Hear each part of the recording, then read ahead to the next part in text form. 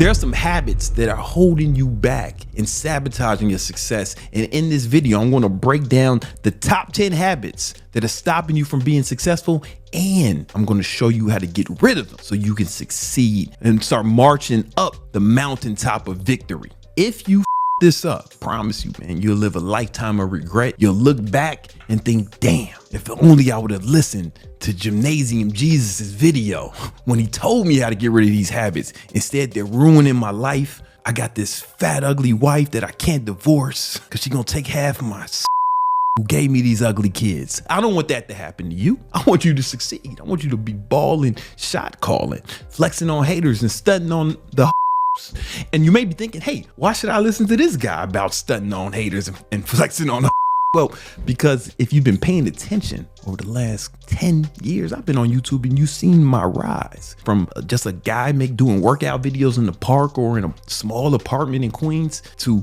now, you know, millions of fans. I built several multi-8-figure businesses over that span of time. It's all been documented. I know something about success. Not only that, I've helped thousands of people build successful businesses.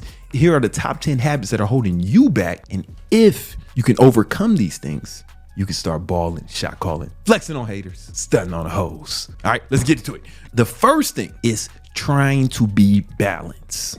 I hear all these people talk about how you need to be balanced. Oh man, just want you, it balances everything in moderation. That's bullshit. I want to tell you a story. The year was 2018. I'm on a phone call with a guy named Alex Hormozi. You may have heard of him. He's pretty big on social media now, but at the time he was not. It was New Year's Eve or New Year's Day, and I'm on the phone with him, right? I was going to help promote his supplement line that he was starting at the time. It was called Prestige Labs. He asked me, how much money did you make last year? And I was like, oh man, you know, we did pretty good. I did about $2.5 million. Now remember, I'm a kid from the South Side Chicago, the black ghetto. My father killed himself, shot himself in the head when I was younger. I started from nothing. And so $2.5 million, I'm thinking, hey, I'm doing pretty good for myself, man. You know, I'm feeling myself. Yeah, man. Yeah, you know, Hormozi, I made about $2.5 million. And Hormozi said, oh man, that's cool. That's cool, man. Good job, man. So we did about $30 million last year. That's what he said. But what I heard was, oh, that's cute, motherfucker. That's cute, you little bitch. I wipe my ass with your motherfucking accomplishments. He didn't say that, but that's what I heard. That's what I felt. I knew something about Hormozi, right? Because the guy who was running his ads at the time was one of my mentors, a dude named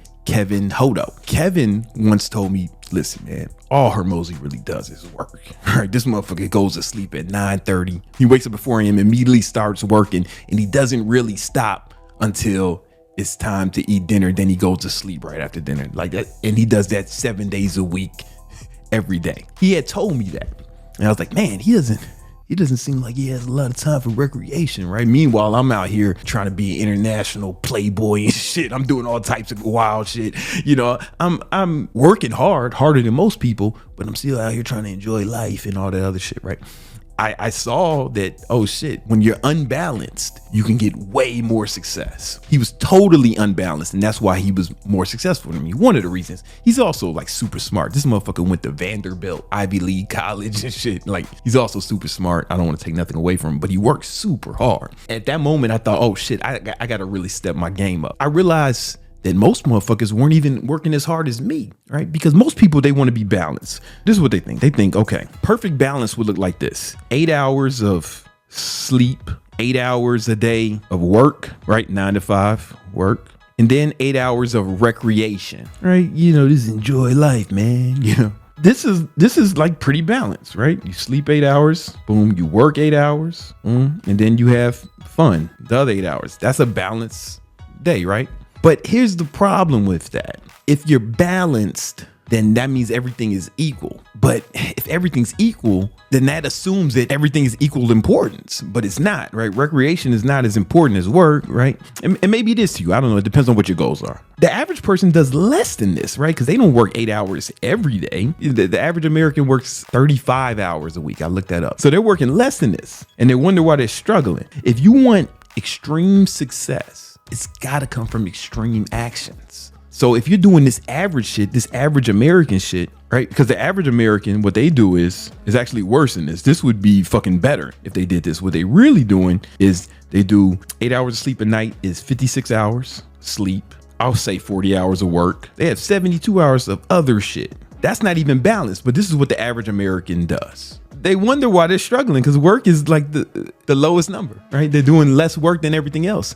But if you want extreme success, it's got to come from extreme action. What I recommend is you be unbalanced. So there's 4 quadrants of life. There is your health, your money, romantic relationships, and then you have friends and family. I'm not telling you to sacrifice any of the other ones, right? But if you want extreme financial success, we need to focus on this one and just make sure that the other ones are at least staying afloat. You're staying alive, you're staying healthy, you're not getting divorced.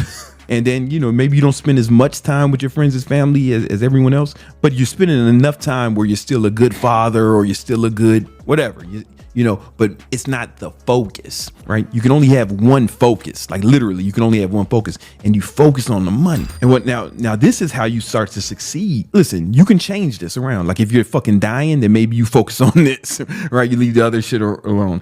I don't know. If something's going on with your relationship, maybe you need to focus on that. But if you're fucking broke, then you got to focus on the money. Or if you just want to succeed, Hormozi did $30 million that year. That's extreme success. The average American has less than $1,000 in their savings account. That's a real stat. You can go look that up. The average American is fucking 17 pounds overweight. 50% of marriages end in divorce. So motherfuckers ain't even succeeding. Like the balance shit ain't even working for the average American. Like this shit ain't even working. But here's the thing. If you get your money right, then what? You can afford the best healthcare. Magic Johnson would have been dead. If he was not a multimillionaire, he would have died of HIV like everyone else who was getting that shit in the 90s. He's still out here doing shit. You know what I'm saying? I seen him on TV the other day. Poor people actually get divorced more. There's stats that show that, right? So it stands to reason. Like statistically, you hear about famous rich people getting divorced, for sure, it happens, but you only hear about it because it's news, right? When the fucking bus driver gets divorced, no one gives a fuck, right? That's not gonna be on the fucking World Star Hip Hop or some shit. Also, listen, most divorces are filed by women. The number one thing that's cited for divorce is money issues. Get some motherfucking money if you love that bitch, right? And then, and friends and family, listen, man, studies show that, wealthy children have greater outcomes in almost all areas of life. Studies show that. So you care about your kids, you care about your parents, your family, you got to get some money, right? Especially if you say you want the best for your kids, right? You want the best for your kids. You really mean that because the best costs money. You don't give your kids the best now. You give them the best you can afford. If you really want the best for your family, then you got to get money because the best costs money. If you give a fuck about anything I'm saying, man, if you're serious about success, then we need to be unbalanced, right? So what I recommend is do what I did. When I was struggling after my father blew his brains out and I had to start making money to take care of the whole family, I started working 12 to 14 hours a day, 7 days a week. I think you should work 80 hours a week. Boom, 80 hours a week, right? We don't want to fuck up our health, so we're still going to sleep 8 hours a night, 56 hours. That leaves us with 32 hours to still do other shit. The other quadrants get the other shit because you're taking it to that level. And you might be thinking you can't do that. You should shut the fuck up. I'm gonna show you how you can though. I have a video on where I broke this down. Boom. What it looks like you put your sleep in the calendar, right? And then you have your get money sessions. You got to plan your day. We're going to talk about that more later in this video. You got to plan your life out. Here's the sleep. Boom. 10 to 6, 8 hours. You wake up, maybe some sort of get money sessions or something that has to do with your goals. Boom. Commute to work. Then you work to 5. Then we have the workouts. We have the family time. We have the date night with your girl. We had to sleep. And we got the family time in here, right? The green is the other shit, right? Let's say you got a 9 to 5 job. That's the red shit. And the commute to the red shit. And then you still got time. Maybe you don't have to work 80 hours, right? It depends on how extreme your goals are and how serious you are about them. But don't say you can't do it because you can. You don't have to neglect your family if you plan it in the calendar. Because I got tons of family time in here on the calendar. You can put more in here. You can work less. Maybe you don't have to do 80 hours a week, but 80 hours a week is probably like the max a motherfucker can work per week without like fucking up the other quadrants. So let's max this shit out, man. Next habit fucking up your life is lack of discipline. You know, discipline means doing what you're supposed to do when you're supposed to do it, whether you feel like it or not. So let me tell you a story about lack of discipline. You guys know I grew up poor, south side of Chicago. My dad, he had his business at the time, but he was super struggling. Like, we didn't have a car. There was fucking roaches in the crib. I remember, like, one of my early memories is me and this other kid who lived in this building running around trying to crush roaches and shit. It was the fucking hood, bro. Like, that's how we grew up. I got sent away to military school because I got in some trouble. Nothing crazy, man. Just fucking fights, skipping school, shootouts, normal Chicago shit. And I get sent away to this military school, boarding school. Then my dad's business started to take off. Like 16 years of fucking work finally started to pay off. And he started making money. And by the time I graduated from military school, he was making $3 million per year. Adjusted for inflation, that would have been the equivalent of $8 million in today's money. I didn't experience it because I was gone, right? I was gone at military school. Then I went straight to college after school. While I was in college, he proceeded to lose discipline and he started fucking up. He stopped doing the things that helped him acquire success. And he started to relax on his discipline, and he lost all the money by the time I was out of college. I really missed out on all the wealth. It was like when I went to military school, we was poor. When I came from college, we was poor again. Like, I missed the whole shit. And then he committed suicide. And it's because he stopped doing the things that helped him become successful. Now, he had it. He's better than most people because he had enough discipline in order to become successful. He just couldn't maintain it. You motherfuckers don't even have enough to start. There's two reasons you're not disciplined. One, you accept being undisciplined. You're not consistent because you accept inconsistency. So when you're supposed to work out, you'll be like, I worked out yesterday, so I'll take today off. One day won't hurt. You follow your diet for a few days, and then you say, oh man, I guess I can eat this bullshit. Moderation, I deserve this shit. And you accept being undisciplined. You accept a certain lack of discipline. Once you stop accepting it, it'll become easier to be disciplined. See, all this moderation shit makes it more difficult. And when you cheat on your diet or you cheat on your workout, you kind of quit for a second, right? You say it like, I'll get back on it tomorrow. No, you have to start over. And starting is the hardest part. Let's use diet as an example. If you ate some fucking cakes and candies yesterday like a fucking child, you're gonna have cravings for that shit, right? Because those foods spike dopamine and they have a hormonal response and make them addictive. Now you going through a certain amount of withdrawal when you have to restart your diet. However, had you just stayed focused, it would have been easier to maintain that. It's kind of like a rocket ship going off in the atmosphere. It has those two big fuel containers, and then that's because it needs a lot of energy to get out the atmosphere. But once it gets out the atmosphere, then it can coast. Because starting is the hardest part. You motherfuckers get halfway out the atmosphere and start over again. You need to refuel for another launch. You're doing the hardest part over and over again. You have to start over again. You're not taking a break. You're not giving yourself a day off or any of that shit. You're starting over again, and starting is the hardest part. It's actually easier to stay focused. In the diet example, it's easier to just do what I do. It's like, I don't eat candies and cakes. I just don't eat the shit. It's easier because now I don't have the option of doing it, and I'm not tempted. When people are eating fucking bullshit around me, Neem was eating a fucking candy bar the other day like a goddamn baby, and I wasn't tempted at all, right? Because I know that if I eat that shit, I fucking have to start over on my diet. You guys are too easy on yourselves. You say, I deserve it. Oh, it's okay. Or you say, Lee, I did it. Something's better than nothing. No. Right? I'd rather you do nothing than fucking pussyfoot the whole time. Because at least when you're doing nothing, you're not fucking giving yourself the impression that you're making progress, right? You're not giving yourself some false ass sense of accomplishment. The second reason you may have a lack of discipline is because you might not want it bad enough. It may not be as big of a deal to you. That was why it was easy for my dad to lose discipline once he became successful, because he was running away from poverty, right? He was trying to support his wife, his kids. I got brothers and sisters and shit. He was trying to come up. He was running away from poverty. And then once he felt like he had beat poverty, then it's like I can relax now. You got to keep doing the things that got you successful if you want to maintain that success. It's just like your diet. There's no end to it. Once you get in great shape, you got to stay in great shape. If you go back to doing the shit you did, you're going to get fat again. That's why I think you got to increase your desire. And the way you do that is you have to rewire your brain.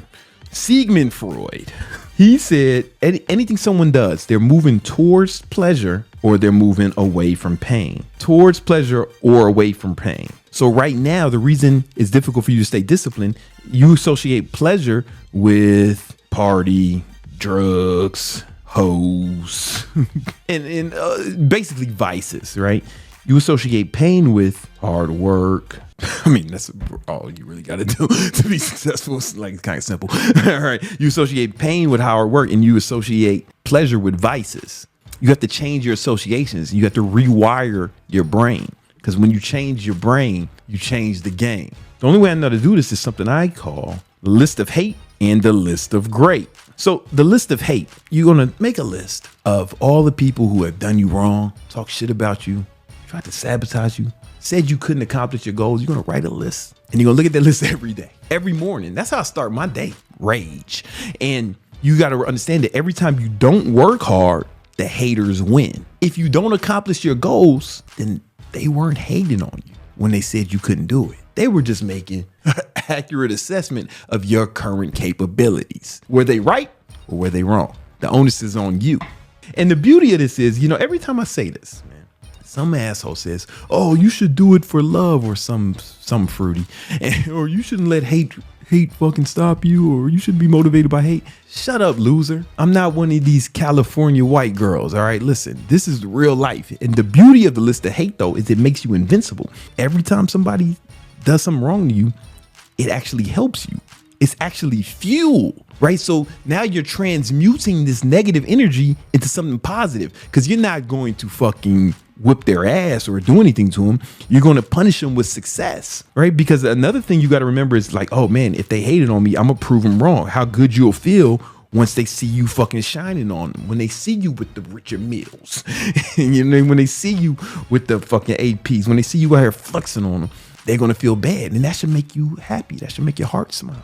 And you've taken something negative and you use it as fuel. You transmuted that negative energy to accomplish your goal. There's nothing, man, that's beautiful. It makes you invincible. Now, when someone hates on me, I'm like, thank you. I needed that, man. I needed that because I already crushed my other haters. I'm already standing on the mountaintop of their crushed dreams. I needed new haters. I needed new fuel, because nothing is good or bad.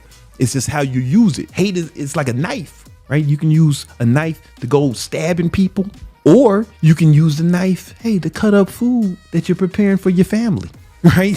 The knife's not good or bad. It's just how you use it. Who's wielding it? You're taking that hate and you're using that as something positive, right? You're going to help accomplish your goals. And then because you use that hate to accomplish your goals, now you can do more shit for your family. You use that hate to put your kids through college, man.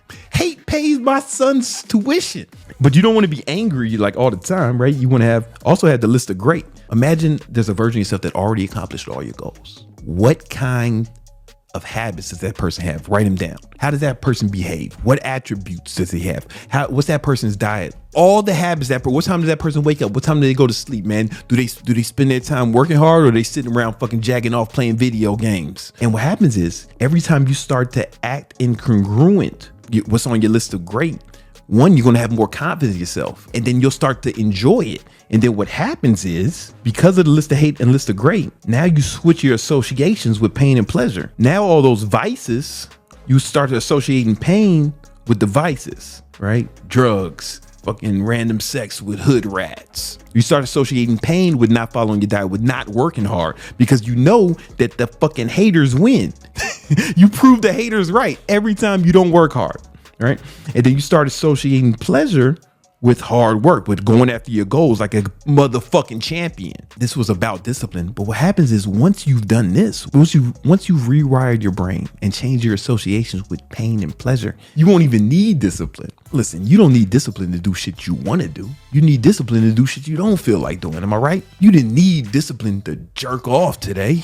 You wanted to do that. You would need discipline to stop, right? That's the same thing with this. Once you've rewired your brain, now you're going to need discipline if you want to stop working. And this is another level. This is better than discipline. The next habit is holding you back is letting fear stop you. I remember when I first started, this online fitness shit, and I started YouTube, I wasn't in the best shape in my first videos, right? Like I kind of just looked like a guy, but I knew a lot about fitness. I've been training people. It was my love. I was kind of just a guy. And I remember I had a friend, I'm not gonna say his name, but he was working at one of the gyms that I was working at. He was in elite shape, like way better shape than me. And I was telling him, yo, I'm about to start doing this thing. I'm doing this shit, man. You should do this shit too, man. You in better shape than me, man. You gonna kill this shit. He knew more about working out. He knew more about training. He knew about science. He was better than me at everything. However, he was afraid to start. He was worried about what people think, and he let fear stop him. That motherfucker is still training people in the gym today, making the same amount of money, while I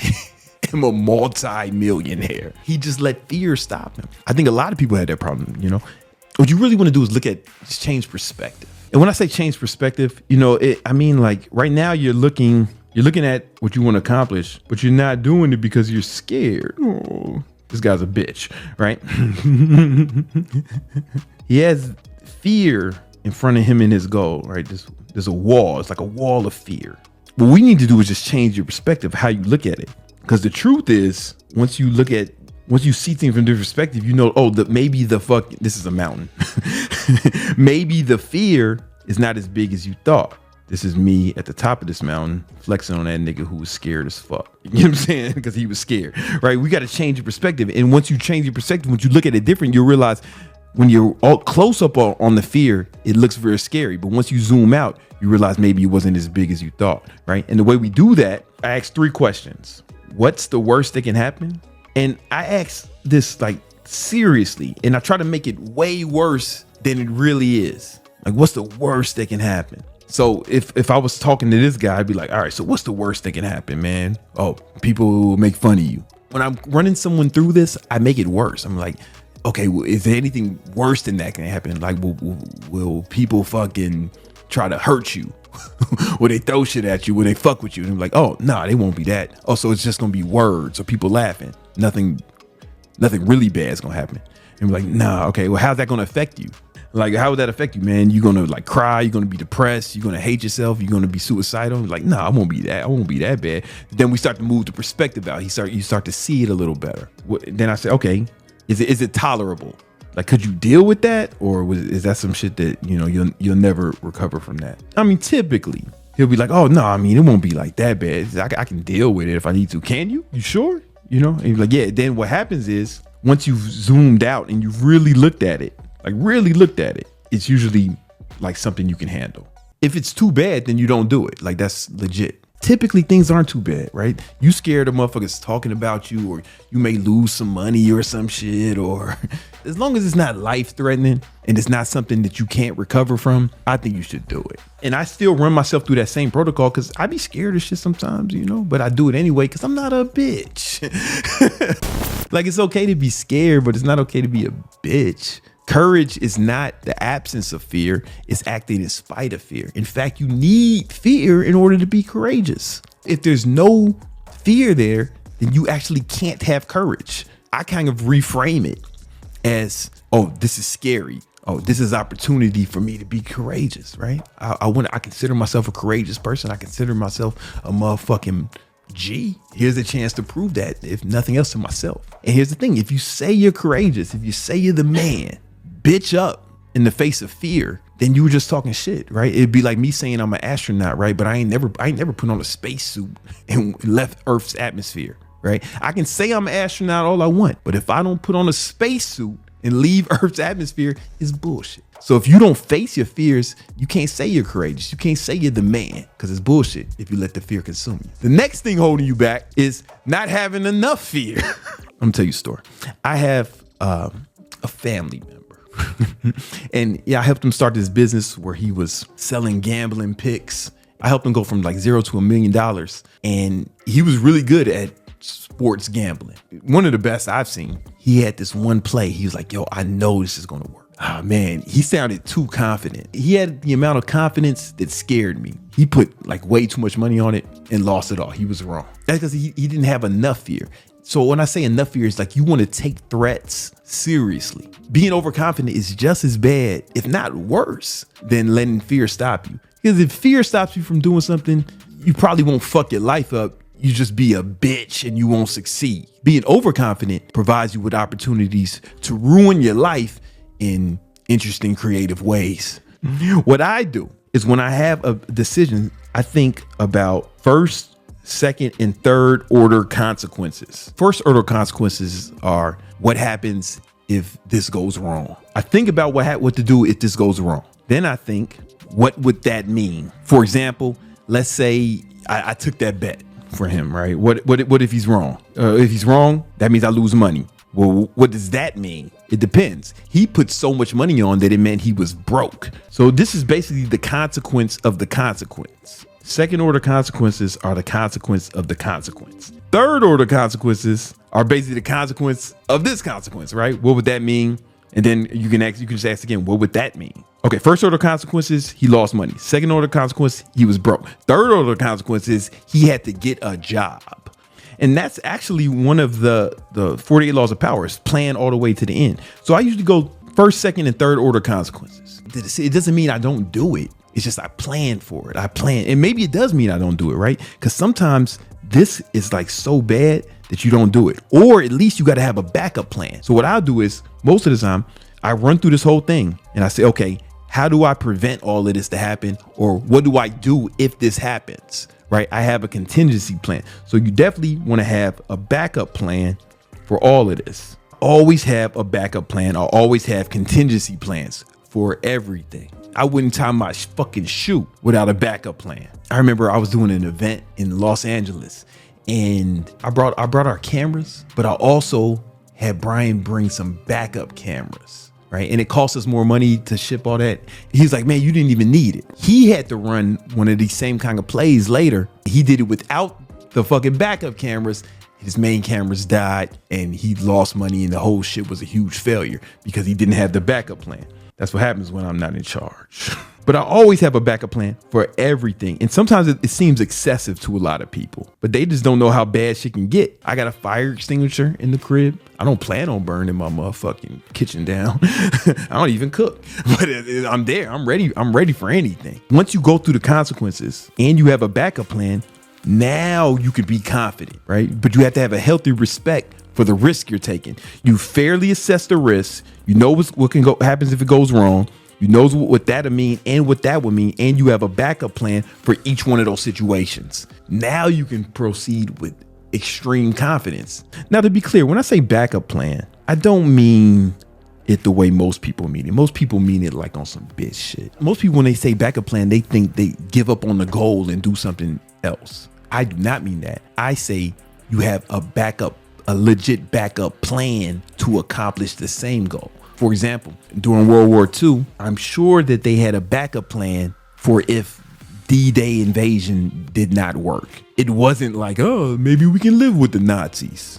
Hey, maybe Hitler's not so bad. I doubt it was that. They had a backup plan to still win the war. Like, we don't change the goal. Most people have backup goals. That's how they think of backup plans, backup goals. No. The goal never changes, but we have a different route to that same goal. We have a backup plan to accomplish the same goal. We still gonna kill Hitler. We're just gonna do it a different way. That's what I mean with a backup plan. And once you have that, then you can proceed with extreme confidence because hey, I got a backup plan, maybe even a backup plan for my backup plan. Now, it doesn't mean that you don't have confidence in the main plan. It just means that you have a healthy respect for, shit going wrong. Motherfuckers out here getting married without a prenup. It's like, yeah, of course you don't plan on getting divorced. But what's the first order consequence? Oh, you get divorced. All right. Second order consequences. She take you half your shit. Third order consequences, man. Even if she cheat, like Tom Brady. Bitch, fuck the karate teacher. He got to give her fucking half his shit, right? Even third order consequences. Everybody laughing at you. Had he had a backup plan, he'd have been straight. He didn't plan on his wife fucking the fucking karate teacher. He's Tom Brady, man. This motherfucker winning Super Bowls. He looked like a model and shit. What could go wrong, right? you got to have a healthy respect for like what can go wrong. The next thing is not prioritizing your health. So I talked earlier about the mentor I had, Kevin Hodo, who ran Hormozi's ads. He really taught me a lot about running Facebook ads. He helped me become like really good at it. He helped me make millions of dollars. Hodo was, he was kind of overweight. He was a great dude. I loved him. Yeah, he was like a father figure to me, but he didn't really take care of his health. He was overweight. Probably the best Facebook ads manager maybe in the world. Then C19 comes. My girlfriend, she's in great shape. She had that shit 3-4 times. She just in bed for a little while. She didn't even have to go to the hospital. Hodo died because he was overweight, man. He was overweight. He wasn't he had all the quadrants except for the health, right? He had great friends and family. He had a great relationship with his wife, but he let this one slip. So even when I say you want to focus on one, you can't let the other ones fuck up to the point, right? Especially health, because if you lose your health, you lose everything. I'm not going to go on talk too much about health because I have tons of videos on diet and exercise. No matter what, do not neglect your health. Working out is only an hour a day, 4 days a week. That's fine. That's plenty. And control the amount of food you put in your mouth and you'll be fine, right? Is that working hard is not an excuse to eat fucking crazy, right? If you're a healthy man, you should be working out. You should be working out every day because the healthier you are, the better you feel your body, the harder you can work, the more money you can make. The next thing holding you back is procrastination. I know a lot of you guys suffer from that because I get your messages saying, how do I beat procrastination? I remember I was like 21 and I had some goals, some things I was trying to accomplish, and my dad was kind of helping me with it, even though he was going through some struggles, but he knew how to succeed. He was just fucking up.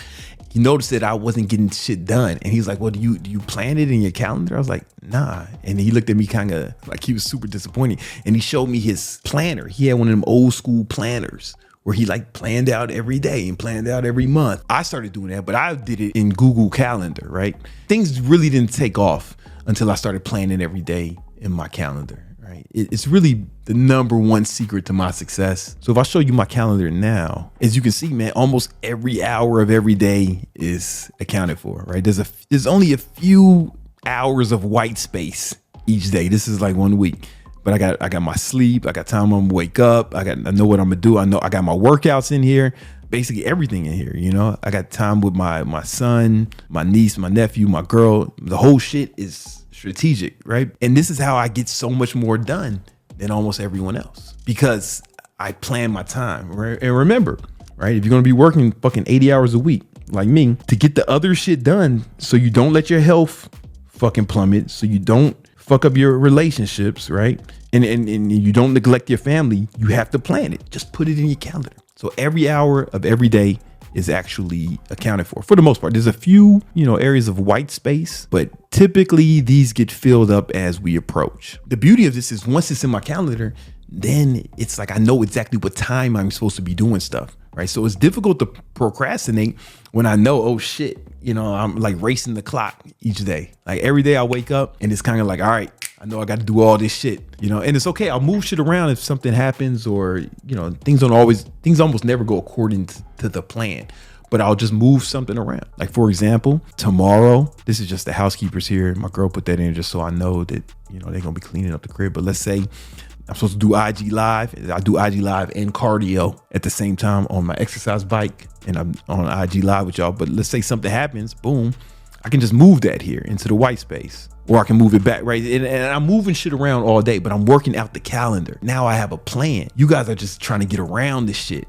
or trying to find time. No, you got to make time. I have a video on this. Once you do this, you'll get way more done than almost anyone else. You will run circles around the competition. If you do this shit for 90 days, your whole life will change. I promise you. If you get one thing from me, it's this. This is the fucking cheat code to life. All life is time, and the quality of your life will depend on how you use that time. It stands to reason that you should plan that shit out. It's super important. And what happens is you won't have to worry about procrastinating because now you're going to be on schedule. That mixed with the list of hate and list of great, you rewired your brain. It's going to be difficult to procrastinate at that point. Next thing holding you back is not controlling your emotions. I had a really good friend. I knew him since I was a kid from Chicago. His name was SV. SV was in a situation. I can't talk too much about it. He was dealing with some people and he got really angry and he killed those people. He's doing life in prison now. He didn't have to, but he just got so fucking mad, couldn't control his emotions, and he started murdering. And most of you guys won't do nothing that extreme. However, the inability to control your emotions will fuck your life up, and it'll fuck up your money. Warren Buffett said, if you can't control your emotions, then you can't control money. The decisions people make are based off the emotions they feel at the time they make the decision. If you're calm, you're probably making better decisions than when you're fucking angry or super too happy. I've seen people get too happy, too excited, and make bad decisions. Some of y'all been too horny and had sex with people that you wouldn't have had sex with if you were of sound mind. That's how some of y'all was conceived. Your dad was too horny, and then a 5 was in the right place at the right time. 9 months later, you came. Warren Buffett also said, the key to success is emotional stability. Now, Warren Buffett's one of the richest motherfuckers of all time, man. It stands to reason he knows something about success. How do you control your emotions? You guys might not know this about me, but I've been diagnosed with bipolar too. It can be difficult for me to control my emotions at times. I don't have to take medication for it because the doctor says I handle it very well. The main thing that's helped me handle my emotions better is meditation. So basically, I meditate twice a day, 15 to 20 minutes each session. What it does is it's allowed me to respond instead of react. There's studies that show that meditation actually changes your brain. And there's science behind this, right? Let's say this is your brain. And here you got this part of your brain called the amygdala. This is like your fear center, fight or flight.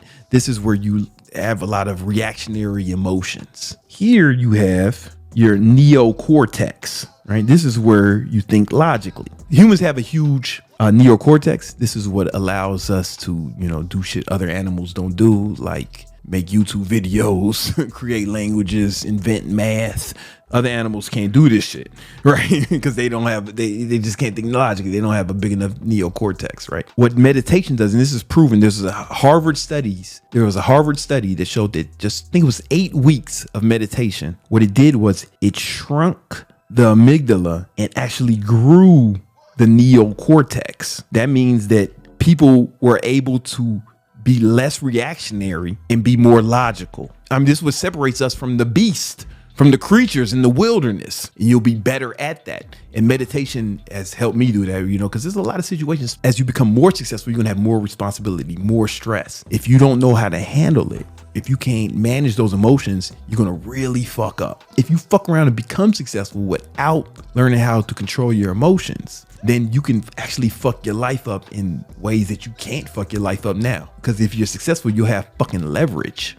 For example, P Diddy, if he just beat his girlfriend's ass and he wasn't a famous billionaire, no one would know about it, right? His kids wouldn't be embarrassed going to school and shit because his dad's out here beating bitches in the hallway. People are going to get fired because of that, right? Nobody's fucking gonna watch Revolt. Nobody's buying Ciroc now. He's fucking up other people's lives, not just the people whose lives he beat. If he was just a guy, it wouldn't even be news. But now his kids got to fucking deal with that shit forever. I can't even listen to some of my favorite songs anymore because he beat this girl's ass. He wasn't thinking about me when he was beating her ass. You got to learn how to control your emotions. I have videos on meditation to show you how to do that more. It's the number one thing you can do to learn how to control your emotions. And you definitely need to do that. The more stress you can handle, the more money you can make. The next thing holding you back from success is not having a mentor. Right. So when I first started to build my online fitness business, I was trying to figure it out on my own. In fact, I was one of the first people to do online training. Like I was one of the pioneers. And I started around the same time as this dude named Elliot Host, but he had started to become successful way before me. Elliot was like a big brother to me. I remember just one conversation I had when we were smoking cigars and he gave me a piece of advice. I immediately used that piece of advice and made $10,000 the next week. And $10,000 was a lot of money to me at the time. And then I kept getting mentorship from Elliot. And then I found one of his business partners named Matt Gallant. And I paid Matt Gallant $1,400 a month to just do a Zoom call with me once a month. But he was like, Matt became like a mentor to me. But because of that, I started to make money way faster. I avoided a lot of the pitfalls that Elliot ran into because I had a mentor. And I want you to think about it. Michael Jordan is one of the best basketball players of all time. The best, if you ask me. And when he first came into the league, he kept getting beat every year in the playoffs by the Detroit Pistons. Isaiah Thomas, they were the bad boys Pistons. Shout out to Isaiah. He from Southside Chicago too. What up? And he kept beating the shit out of Jordan and his boys because they played a real physical brand of basketball. So Jordan went in hired. He said he needed to get stronger, but he didn't know how to do it. He could have tried to figure it out on his own. He's a fucking pro athlete, right? But he went and hired a dude named Tim Grover. Tim Grover trained him. And then he finally was able to beat the Detroit Pistons. You know the rest of the story. 6 championships, greatest basketball player of all time. Kobe Bryant. He got beat bad in the playoffs one year. And then Michael Jordan was Kobe's mentor. And he asked Jordan, hey, what should I do, man? I keep getting my ass. I got my ass whipped in the playoffs. He said, go see Tim. Kobe went on to be one of the best basketball players of all time. These are two of the greatest athletes ever. They couldn't do it without a mentor. Why do we try to accomplish our goals on our own? What we try to do is we try to do it with fucking YouTube videos only, right? It's the good resources. Even books are good resources, but it's not a substitute. Imagine somebody wanting to be a Navy SEAL, and instead of going to the BUD/S training where they work with other SEALs who have already done what they're trying to do, instead of doing that, they just say, hey man, go watch some YouTube videos, listen to some podcasts, read some books, and we'll meet you at the war. Of course they don't do that. They go train with other SEALs who act as mentors and teach them how to do this shit. We need to do that too. So you got to do whatever you can do to get a mentor in your life that could help you accomplish your goals. I promise you, you'll accomplish them way faster. It's legitimately like having a GPS. I remember what it's like to drive without a GPS because I'm old, right? I've been driving since the 90s. Right? We had to print out maps and shit. Motherfuckers will buy maps on the road. Guaranteed. We getting lost every time. However, once the GPS came out, motherfuckers never get lost. What happens when you go off track with a GPS? It puts you right back on track. That's what having a mentor is like. It gives you the path, and if you go off track, the mentor will reroute you. You need that. That is preventing you from hitting your goals. And it helps you avoid the pitfalls. Like they got these new GPS, I think it's called Waze. They tell you where the most traffic is and shit. Oh no, go around that traffic. That's what a mentor is like. I know because I've been a personal trainer for my whole life, and these motherfuckers been trying to lose weight forever until they come to me. I get these motherfuckers in shape in 90 days or less. But before that, they've been fucking being fat for fucking decades. And the last thing stopping you from accomplishing your goals is not continually learning. Even if you got a mentor, you still need to study. You still need to be reading. You still need to be super focused at acquiring knowledge. Acquiring knowledge, constantly learning will help you accomplish your goals faster, and it'll help you see things that you might have missed. I'll give you an example. When I was really trying to grow on social media, I was growing YouTube and I was growing Facebook. Those are the only social medias out at the time. But I was always studying the trends and keeping up with technology. And I remember I came across this blog I used to read all the time. It's called TechCrunch. I still fuck with them sometimes. And TechCrunch, they had an article talking about how Facebook was going to try to compete with YouTube with the video. It predicted that Facebook would be increasing the reach of videos posted directly to the platform, and they were going to prioritize videos over images. And I saw that. And I was like, oh, fuck, I'm a struggling YouTuber. I'll just upload all these same videos to Facebook. And I went super hard with that. And within a few months, I had got over 1 million Facebook followers. And that's when having 1 million Facebook followers was a big deal. It's not as big a deal now. But I still only had like 100,000 Instagram followers. Yeah, it's like whenever I got this plat, before I got the big one. Anyway. My business started to take off because I started to get so many clients and I started to make so much money off that. But had I not been studying all the time, I'd have missed that article and I'd have missed that wave. That wave is over. Don't try to do it now. But I would have missed it had I not been studying. I'm always reading. In fact, I have a list of the top 50 books that you should read to accomplish your goals. I'm going to post that around here. Go watch that video now.